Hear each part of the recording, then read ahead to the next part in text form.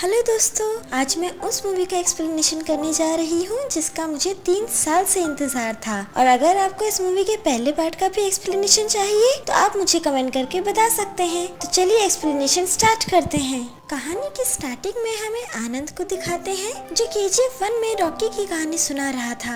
एक रात आनंद को हार्ट अटैक आ जाता है। हॉस्पिटल में आनंद से मिलने उसका बेटा विजेंद्र आता है। क्योंकि रॉकी की कहानी आधी रह गई थी, इसलिए जर्नलिस्ट विजेंद्र को आगे की कहानी सुनाने को कहती है। विजेंद्र कहानी सुनाना स्टार्ट करता है। कहानी फ्लैशबैक में जाती है जहाँ गरुड़ा के मरने के बाद KGF के सारे लोग रॉकी के साथ हो जाते हैं और सब गरुड़ा के आदमियों से लड़ते हैं और जीत भी जाते हैं। गरुड़ा के मरने के बाद सब सोचते हैं कि विराट अब KGF पे रूल करेगा, पर ऐसा कुछ नहीं होता। KGF पे रूल करने रॉकी आ गया था क्योंकि गरुड़ा को मारने से पहले उसने विराट को मार दिया था ताकि गरुड़ा के मरने के बाद पूरा KGF सिर्फ और सिर्फ रॉकी का हो जाए। यहाँ एंड्रयू और राजेंद्र प्रसाद के साथ कमल भी होता है जो रॉकी के KGF पे रूल करने से बिल्कुल सहमत नहीं होता और बहुत अलग अलग बातें कर रहा होता है। रॉकी कमल को शांत करने के लिए उसे गोली मार देता है। रॉकी रीना को भी जबरदस्ती KGF में ले आता है और रॉकी के पावर में होने की वजह से रीना का फादर कुछ भी नहीं कर पाता। अब KGF के लोगों की कंडीशन पहले से बहुत ज्यादा सुधर चुकी थी। उनके पास अच्छा खाना था, अच्छे कपड़े थे और रहने के लिए अच्छे मकान भी बनाए जा रहे थे। KGF के सारे लोग अब रॉकी को अपना भगवान मानने लगे थे। नेक्स्ट सीन में रॉकी वनराम के पास जाता है जिसे रॉकी ने बंदी बना के रखा हुआ था। वनराम गरुड़ा का राइट हैंड था, पर अब गरुड़ा के मरने के बाद रॉकी वनराम को उसके साथ मिलकर KGF रन करने को बोलता है। पहले तो वनराम मना करता है, पर जब रॉकी अपने दूसरे आदमियों से मिलने जाता है जिन्हें बंदूक चलाने बिल्कुल नहीं आती, वो वनराम को बुलाता है और उसे निशाना लगाने को कहता है। तो वो बहुत अच्छा निशाना लगाता है और इसी के साथ वो रॉकी का साथ देने को भी रेडी हो जाता है। वनराम बोलता है कि उन्हें KGF की सिक्योरिटी टाइट करने की जरूरत है। पार्ट 1 में जब रॉकी मेंटेनेंस रूम में गया था तो उसने कुछ चीजें नोटिस करी थी और अब वो समझ गया था कि पूरी KGF में एक नहीं बल्कि 9 माइंस हैं। KGF में कभी भी सारे माइंस को खोला नहीं गया, सिर्फ एक ही माइन पे काम होता रहा क्योंकि सूर्यवर्धन नहीं चाहते थे कि किसी और को बाकी 8 माइंस के बारे में पता चले। ये बात जब बाकी पार्टनर्स को पता चलती है तो सब शॉक हो जाते हैं। अब रॉकी ये डिसाइड कर लेता है कि वो और किसी भी पार्टनर को नहीं मारेगा क्योंकि उसे पता था कि अगर वो सबको मार डालेगा तो बिजनेस किसके साथ करेगा। जब KGF के वर्कर्स को उन 8 माइंस में भेजा जाता है तो वो इसके लिए तैयार नहीं होते क्योंकि वो माइंस में जाने से बहुत डर रहे थे। पर तभी रॉकी वहाँ आता है और खुद माइन के अंदर जाकर काम करने लगता है। रॉकी को ऐसा करता देख सबको मोटिवेशन मिलती है और फिर सारे वर्कर्स माइन में जाके काम करने लगते हैं। दूसरी तरफ राजेंद्र और एंड्रयूज रॉकी की तरक्की से बहुत परेशान होते हैं और वो सोचते हैं कि उन्हें कुछ करना होगा जिससे वो रॉकी को रास्ते से हटा सके। और ये काम सिर्फ एक इंसान कर सकती थी और वो थी रमिका। रमिका एक बहुत स्ट्रॉन्ग पॉलिटिशियन होती है जो सब पे अपना दबदबा बना के रखती है। राजेंद्र और एंड्रयूज के साथ एक पॉलिटिशियन होता है जिसका नाम होता है नारायण। राजेंद्र और एंड्रयूज चाहते थे कि वो नारायण को PM की पोजीशन से हटा दे ताकि रमिका PM बन जाए और रॉकी को बर्बाद कर दे। अब राजेंद्र और एंड्रयूज एक ऐसी वोटिंग कराते हैं जिसे पार्टी के सारे मेंबर्स नारायण के खिलाफ हो जाते हैं। दूसरी तरफ माइन में वर्कर्स को एक बहुत बड़ी तलवार मिलती है जिसे देख के सारे वर्कर्स बहुत डर जाते हैं। एक्चुअली में ये तलवार अधीरा की होती है। अधीरा गरुड़ा का भाई था और गरुड़ा ने अधीरा को मरवा दिया था। पर नेक्स्ट सीन में ही हमें पता चल जाता है कि अधीरा जिंदा है और वो KGF से दूर गरुड़ा के मरने का इंतजार कर रहा था और अब अधीरा अपना KGF वापस लेने आ रहा था। अधीरा अपने सारे लोगों को इकट्ठा करके KGF के आउटपोस्ट 1 पे अटैक कर देता है। उस अटैक में रॉकी के बहुत सारे लोग मारे जाते हैं। इसके बाद अधीरा वहाँ से चला जाता है। ये अधीरा की बस शुरुआत थी। अब जो भी गोल्ड का ट्रक लेके KGF से निकलता था अधीरा उन सबको मार डालता था। रॉकी को खत्म करने के लिए सारे पार्टनर्स जाके अधीरा से मिल जाते हैं। वो डिसाइड करते हैं कि उन्हें कुछ भी करके रॉकी को KGF से बाहर निकालना पड़ेगा। इसके लिए पार्टनर्स जानबूझ के राजेंद्र प्रसाद को मार देते हैं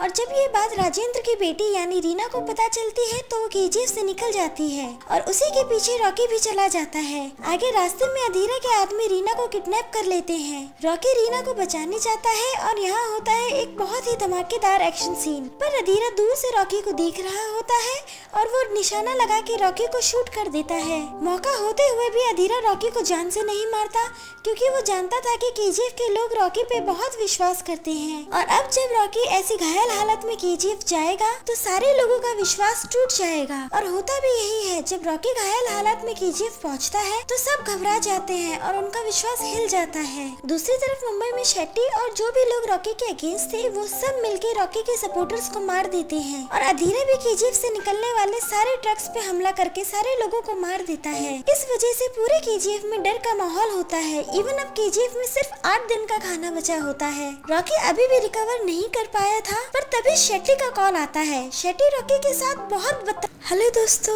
आज मैं उस मूवी का एक्सप्लेनेशन करने जा रही हूँ जिसका मुझे 3 साल से इंतजार था। और अगर आपको इस मूवी के पहले पार्ट का भी एक्सप्लेनेशन चाहिए तो आप मुझे कमेंट करके बता सकते हैं। तो चलिए एक्सप्लेनेशन स्टार्ट करते हैं। कहानी की स्टार्टिंग में हमें आनंद को दिखाते हैं, जो केजीएफ 1 में रॉकी की कहानी सुना रहा था। एक रात आनंद को हार्ट अटैक आ जाता है। हॉस्पिटल में आनंद से मिलने उसका बेटा विजेंद्र आता है। क्योंकि रॉकी की कहानी आधी रह गई थी, इसलिए जर्नलिस्ट विजेंद्र को आगे की कहानी सुनाने को कहती है। विजेंद्र कहानी सुनाना स्टार्ट करता है। कहानी फ्लैशबैक में जाती है, जहाँ गरुड़ा के मरने के बाद केजीएफ के सारे लोग रॉकी के साथ हो जाते हैं और सब गरुड़ा के आदमियों से लड़ते हैं और जीत भी जाते हैं। गरुड़ा के मरने के बाद सब सोचते हैं कि विराट अब केजीएफ पे रूल करेगा, पर ऐसा कुछ नहीं होता। केजीएफ पे रूल करने रॉकी आ गया था, क्योंकि गरुड़ा को मारने से पहले उसने विराट को मार दिया था, ताकि गरुड़ा के मरने के बाद पूरा केजीएफ सिर्फ और सिर्फ रॉकी का हो जाए। यहाँ एंड्रयू और राजेंद्र प्रसाद के साथ कमल भी होता है, जो रॉकी के केजीएफ पे रूल करने से बिल्कुल सहमत नहीं होता और बहुत अलग अलग बातें कर रहा होता है। रॉकी कमल को शांत करने के लिए उसे गोली मार देता है। रॉकी रीना को भी जबरदस्ती केजीएफ में ले आता है और रॉकी के पावर में होने की वजह से रीना का फादर कुछ भी नहीं कर पाता। अब केजीएफ के लोगों की कंडीशन पहले से बहुत ज्यादा सुधर चुकी थी। उनके पास अच्छा खाना था, अच्छे कपड़े थे और रहने के लिए अच्छे मकान भी बनाए जा रहे थे। केजीएफ के सारे लोग अब रॉकी को अपना भगवान मानने लगे थे। नेक्स्ट सीन में रॉकी वनराम के पास जाता है, जिसे रॉकी ने बंदी बना के रखा हुआ था। वनराम गरुड़ा का राइट हैंड था, पर अब गरुड़ा के मरने के बाद रॉकी वनराम को उसके साथ मिलकर केजीएफ रन करने को बोलता है। पहले तो वनराम मना करता है, पर जब रॉकी अपने दूसरे आदमियों से मिलने जाता है जिन्हें बंदूक चलानी बिल्कुल नहीं आती, वो वनराम को बुलाता है और उसे निशाना लगाने को कहता है। तो वो बहुत अच्छा निशाना लगाता है और इसी के साथ वो रॉकी का साथ देने को भी रेडी हो जाता है। वनराम बोलता है कि उन्हें केजीएफ की सिक्योरिटी टाइट करने की जरूरत है। पार्ट 1 में जब रॉकी मेंटेनेंस रूम में गया था तो उसने कुछ चीजें नोटिस करी थी और अब वो समझ गया था कि पूरे केजीएफ में एक नहीं बल्कि 9 माइंस हैं। केजीएफ में कभी भी सारे माइंस को खोला नहीं गया, सिर्फ एक ही माइन पे काम होता रहा, क्योंकि सूर्यवर्धन नहीं चाहते थे कि किसी और को बाकी 8 माइंस के बारे में पता चले। ये बात जब बाकी पार्टनर्स को पता चलती है तो सब शॉक हो जाते हैं। अब रॉकी ये डिसाइड कर लेता है कि वो और किसी भी पार्टनर को नहीं मारेगा, क्योंकि उसे पता था कि अगर वो सबको मार डालेगा तो बिजनेस किसके साथ करेगा। जब केजीएफ के वर्कर्स को उन 8 माइंस में भेजा जाता है तो वो इसके लिए तैयार नहीं होते, क्योंकि वो माइंस में जाने से बहुत डर रहे थे। पर तभी रॉकी वहाँ आता है और खुद माइन के अंदर जाकर काम करने लगता है। रॉकी को ऐसा करता देख सबको मोटिवेशन मिलती है और फिर सारे वर्कर्स माइन में जाके काम करने लगते हैं। दूसरी तरफ राजेंद्र और एंड्रयूज रॉकी की तरक्की से बहुत परेशान होते हैं और वो सोचते हैं कि उन्हें कुछ करना होगा जिससे वो रॉकी को रास्ते से हटा सके। और ये काम सिर्फ एक इंसान कर सकती थी और वो थी रमिका। रमिका एक बहुत स्ट्रॉन्ग पॉलिटिशियन होती है जो सब पे अपना दबदबा बना के रखती है। राजेंद्र और एंड्रयूज के साथ एक पॉलिटिशियन होता है जिसका नाम होता है नारायण। राजेंद्र और एंड्रयूज चाहते थे कि वो नारायण को पीएम की पोजीशन से हटा दे, ताकि रमिका पीएम बन जाए और रॉकी को बर्बाद कर दे। अब राजेंद्र और एंड्रयूज एक ऐसी वोटिंग कराते हैं जिसे पार्टी के सारे मेंबर्स नारायण के खिलाफ हो जाते हैं। दूसरी तरफ माइन में वर्कर्स को एक बहुत बड़ी तलवार मिलती है, जिसे देख के सारे वर्कर्स बहुत डर जाते हैं। एक्चुअली में ये तलवार अधीरा की होती है। अधीरा गरुड़ा का भाई था और गरुड़ा ने अधीरा को मरवा दिया था। पर नेक्स्ट सीन में ही हमें पता चल जाता है कि अधीरा जिंदा है और वो केजीएफ से दूर गरुड़ा के मरने का इंतजार कर रहा था। और अब अधीरा अपना केजीएफ वापस लेने आ रहा था। अधीरा अपने सारे सारे लोगों को इकट्ठा करके केजीएफ के आउटपोस्ट 1 पे अटैक कर देता है। उस अटैक में रॉकी के बहुत सारे लोग मारे जाते हैं। इसके बाद अधीरा वहाँ से चला जाता है। ये अधीरा की बस शुरुआत थी। अब जो भी गोल्ड का ट्रक लेके केजीएफ से निकलता था, अधीरा उन सबको मार डालता था। रॉकी को खत्म करने के लिए सारे पार्टनर्स जाके अधीरा से मिल जाते हैं। वो डिसाइड करते हैं कि उन्हें कुछ भी करके रॉकी को केजीएफ से बाहर निकालना पड़ेगा। इसके लिए पार्टनर्स जानबूझ के राजेंद्र प्रसाद को मार देते हैं और जब ये बात राजेंद्र की बेटी यानी रीना को पता चलती है तो वो केजीएफ से निकल जाती है और उसी के पीछे रॉकी भी चला जाता है। आगे रास्ते में अधीरा के आदमी रीना को किडनैप कर लेते हैं। रॉकी रीना को बचाने जाता है और यहाँ होता है एक बहुत ही धमाकेदार एक्शन सीन। पर अधीरा दूर से रॉकी को देख रहा होता है और वो निशाना लगा के रॉकी को शूट कर देता है। मौका होते हुए भी अधीरा रॉकी को जान से नहीं मारता क्योंकि वो जानता था कि केजीएफ के लोग रॉकी पे बहुत विश्वास करते हैं और अब जब रॉकी ऐसी घायल हालत में केजीएफ जाएगा तो सारे लोगों का विश्वास टूट जाएगा। और होता भी यही है, जब रॉकी घायल हालत में केजीएफ पहुंचता है तो सब घबरा जाते हैं और उनका विश्वास हिल जाता है। दूसरी तरफ मुंबई में शेट्टी और जो भी लोग रॉकी के अगेंस्ट थे वो सब मिलके रॉकी के सपोर्टर्स को मार देते हैं और अधीरा भी केजीएफ से निकलने वाले सारे ट्रक्स पे हमला करके सारे लोगों को मार देता है। इस वजह से पूरे केजीएफ में डर का माहौल होता है। इवन अब केजीएफ में सिर्फ 8 दिन का खाना बचा होता है। रॉकी अभी भी रिकवर नहीं कर पाया था पर तभी शेट्टी का कॉल आता है। शेट्टी रॉकी के साथ बहुत बदतमीजी करता है जिससे गुस्सा होकर रॉकी अपने चाचा को कॉल करता है और उनसे एक लास्ट फेवर मांगता है। इसके बाद रॉकी अपना हेलीकॉप्टर मंगवाता है और सारा सोना लेके रीना के साथ दुबई चला जाता है। केजीएफ के लोगों को लगता है कि रॉकी अधीरा से डर के केजीएफ छोड़ के भाग गया है पर एक्चुअली में रॉकी दुबई गया था खलील से मिलने के लिए ताकि वो खलील को बिजनेस का ऑफर दे सके।